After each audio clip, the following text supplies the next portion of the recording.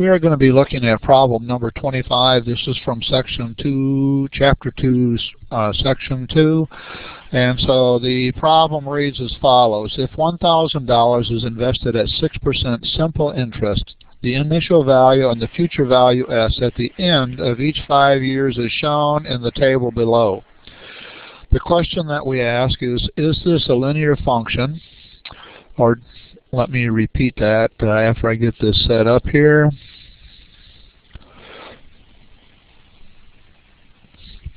It says, can a linear function model exactly the points from the table? To answer this question, what we want to do is, again, we want to look at what we call the first difference. Notice that our t values for the years are just the first several integers, 0, 1, 2, 3, 4, 5, and so those are all equally spaced. What we want to see is, looking at the first difference here, the first difference between these two values is going to be 60. 1,060 minus 1,000 is 60. If we look at the first difference between these two, 1120 minus 1060 is also 60. If we look at the next difference, once again we can see, and I have here 1180 minus 1120 is again going to be 60. If we look at the next difference here, 1240 minus 1180 is again 60. And then finally, 1300 minus 1240 is going to be 60 once again. Since each of these values is the same, 60, 60, 60, 60, 60, we can conclude that a linear function will model this table of values exactly. We can continue now to part B. Part B says, if so, find a linear function S equal to f of t that models the points.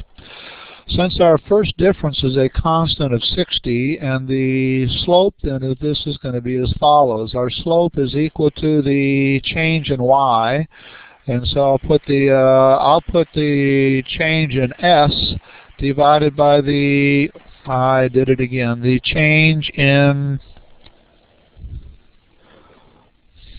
the t value, and so what we get on this is going to be 60 divided by 1, which is just 60. For our function then, we're going to have S is going to be equal to the slope of 60 times the t, and then plus our y-intercept, or in this case it would be the s-intercept. Since the value up here gives us, with 0 goes to 1,000, we're going to have that the intercept here is going to be 1,000. And so this now becomes the model for part B. So we have S is equal to 60t plus 1,000. Part C of this problem says, use the model to find the future value of this investment at the end of 7 years. And so once again, we're going to use this model. So our model is equal to, S is equal to, we're going to have 60, and this time we're going to multiply this times the 7 plus the 1,000. Multiplying 60 times 7, we're going to have 6 times 7 is 42, so 60 times 70 is 420, plus the 1,000 is going to give us an answer of 1,420, and this should be in dollars, right? And finally, that asks the question, should this model be interpreted discretely or continuously? Well, since the original problem, let's go back and look at that. The original problem says that the S value is at the end of each of the 5 years. Since it's at the end of each of the 5 years, our answer for this problem is going to be, it should be interpreted discretely. This finishes our problem, and